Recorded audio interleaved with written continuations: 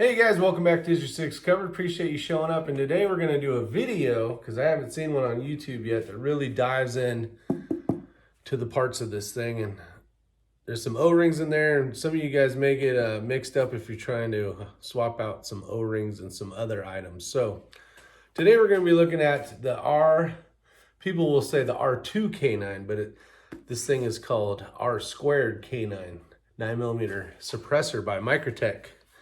So let's dive into it, have some fun. This video isn't about shooting and how cool it is and how great it works.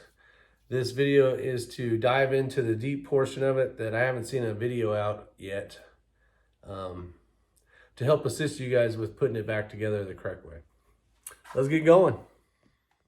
All right, so this will be a quick video. Hopefully there's a lot involved, but you got a Nanook 904. Comes in a nice case. You got, basically it comes in two configurations, long and short. This is the K configuration and then the extension.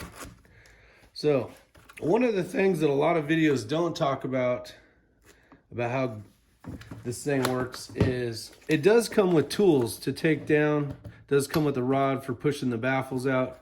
It does come with O-rings. Now the O-rings, and the reason for part of this video is this. There's actually four, what we call number 24s, 123 and 18.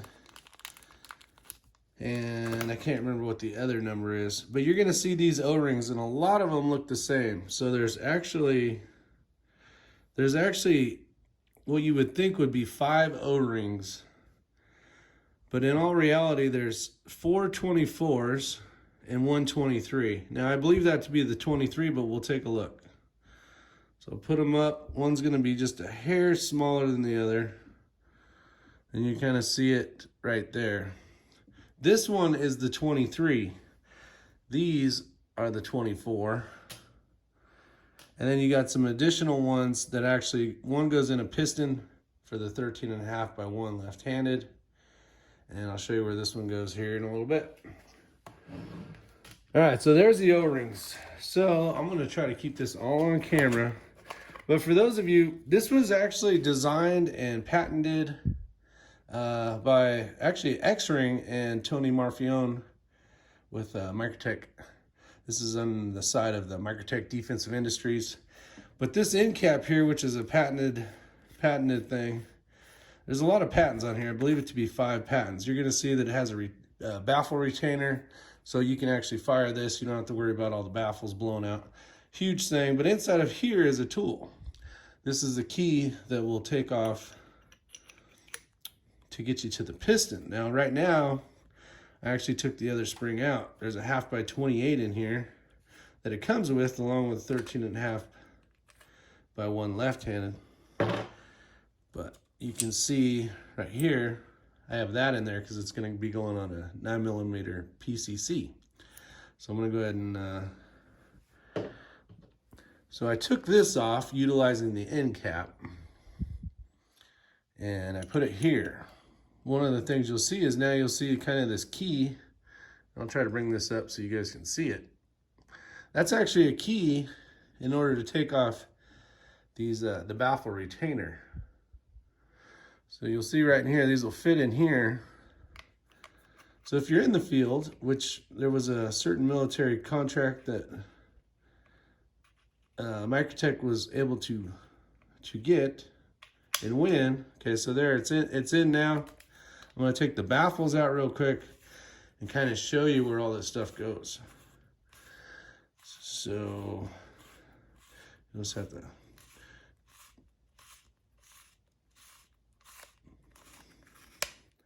now the oil we use is Lucas gun oil, and I'll show you some of that here in a second. This is all titanium baffles, baffle retainer rings. So I'll just set this here. I'll set all these parts here. And now you now you got a stack of baffles. All right, so now it's empty per se. Now when we put these together at Microtech, there's actually this piece that is threaded in and then glued in with the a very good glue for heat. And I won't name the glue. It's not even really a glue, but this holds this end cap on here. Not an end cap, but basically the inside of that. So that is completely empty. This is how far you would be able to take it down at your house or wherever you're at. Now you're gonna see that there's 5, on this section there's 5 baffles. Let's do this, because we're gonna show you how easy this is. There's 5 baffles here. But there's one difference. One of them is short and has an O-ring. So it's this one right here. Now this one holds a 24.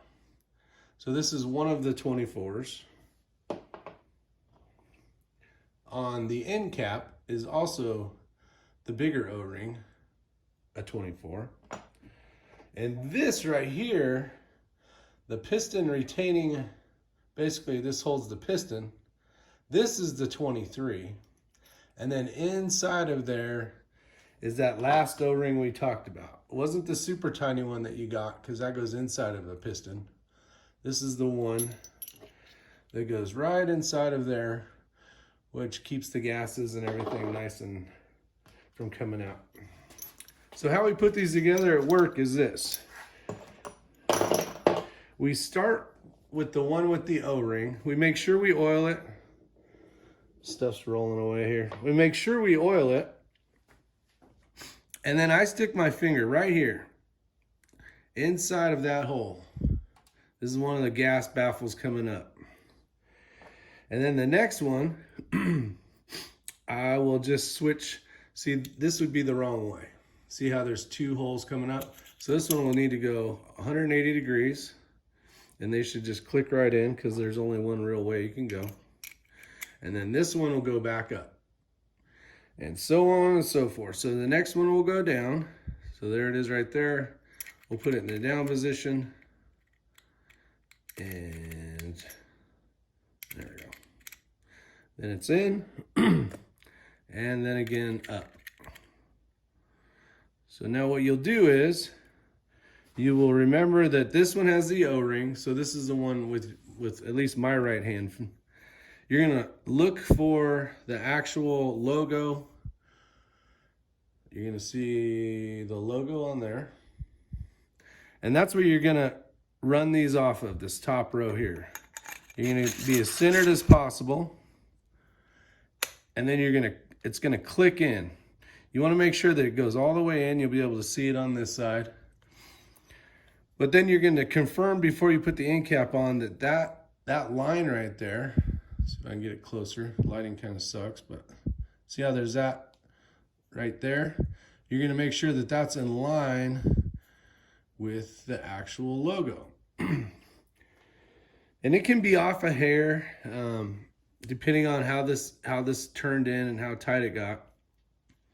So there won't be any concerns there, but that's what you want to key off of. You want it to be in line with the actual logo of it.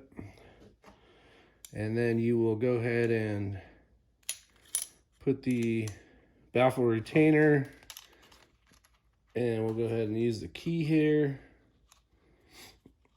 and get on there, okay? And then we'll use the end cap to help put it back together. Some of the things they don't tell you on the video as well is, if you don't align the baffles correctly,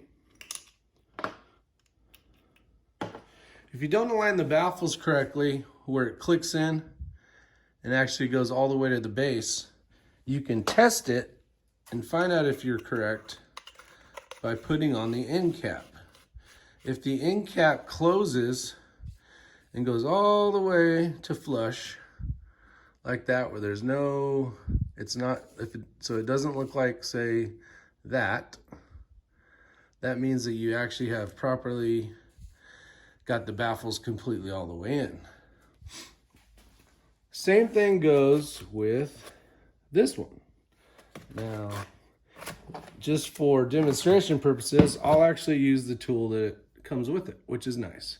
But if you're out in the field, know that you always have the tools you need. and are required to take this thing apart. So in order to take the baffle retainer off, you would use this end. If you wanted to take the piston off, you would use this end. You'll see like a wrench style there. So we're gonna go like this, and we're gonna take this off. And in here, you will see everything is similar.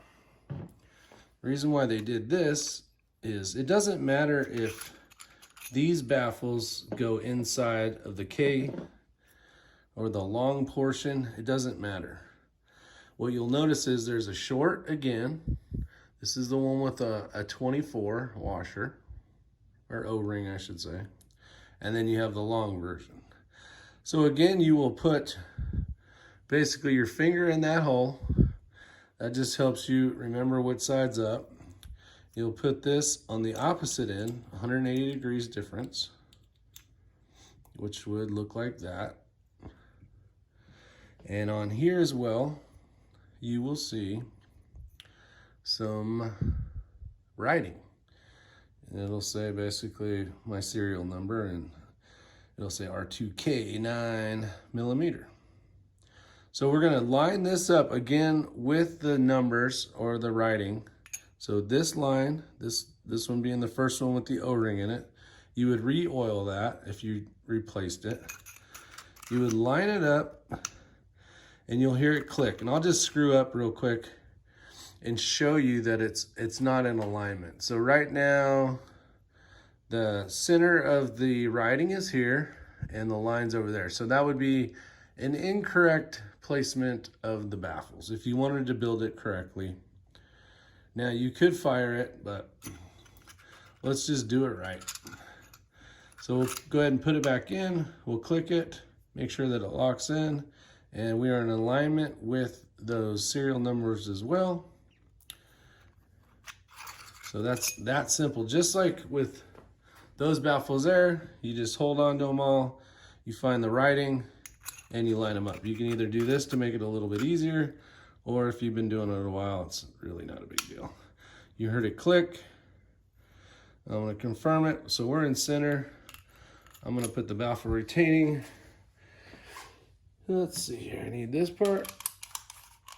Always, now this is all titanium, so when you go to put these in, maybe don't go righty-tighty right off the get-go. Go back, like a half a turn, just so you are in alignment, so you don't cross-thread anything. So pretty much, I've showed you where all the O-rings go. I'll show you what the oil is we use. It's the same stuff that we use for all the firearm stuff. This is the Extreme Heavy Duty. This is the Lucas gun oil. And that's what we use to build the suppressors. Sometimes you can see them like this, where they come right out of the box. Like this one just got out of jail, finally just got it. And I was tired of seeing some of these videos where they don't really tell you anything about these things. I don't know if it's because I helped make them and build them or what, but basically then you can just kind of pickle it with some type of oily rag if you want it to look kind of clean how it came in the package. There's a lot of different stuff on it. This being all titanium, you can basically take all this, throw it in an ionic wash, let it do its thing. Is one way to do it. There's different ways to do it. These are the push rods. So let's just say you went out to the range and just shot a ton of rounds through your new suppressor. You got a lot of carbon buildup. All right, so I'm going to show how basically the push rod works. So right now I got a piston in here with a spring. We'll just pretend we want to service this thing. So I'll pretend we just got back from the range. Let me just kind of put that in there like that, because I'm going to unscrew it here in a second. We would need to take the end cap off. Hopefully all this is in camera. And let's just say it's really heavy carbon filled. We need to make sure we take off the retaining ring. And I'm going to pretend I take this all the way off. The baffles are brand new, so I don't need to take it apart per se. But what we'll still need to do in order to get these baffles out, say it's really tough, you tried, and now you're gonna use the rod because you just waited too long or you shot too many rounds, if that's even possible. I'm gonna go ahead and pull this off. And now this comes like this in this kit. Basically it comes in half, sits right here, you can pull this off. You put it together, you can either, gotta put the cap on here. Where's the cap? Magic trick. Oh, right here. All right, so you put this back on.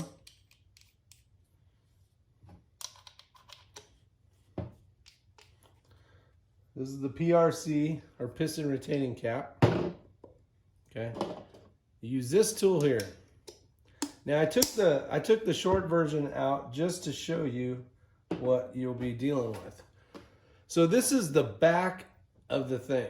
So we put all these together, right? Remember, we brought them all up. The one with the O-ring is over here, right up against the retaining ring. So it's actually going to look like this from this side.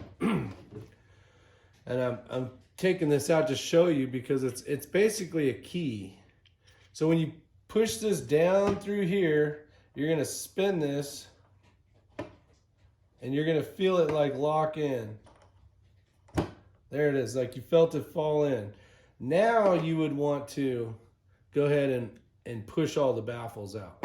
So that is the reason why, and I'll try to get this done up close for you.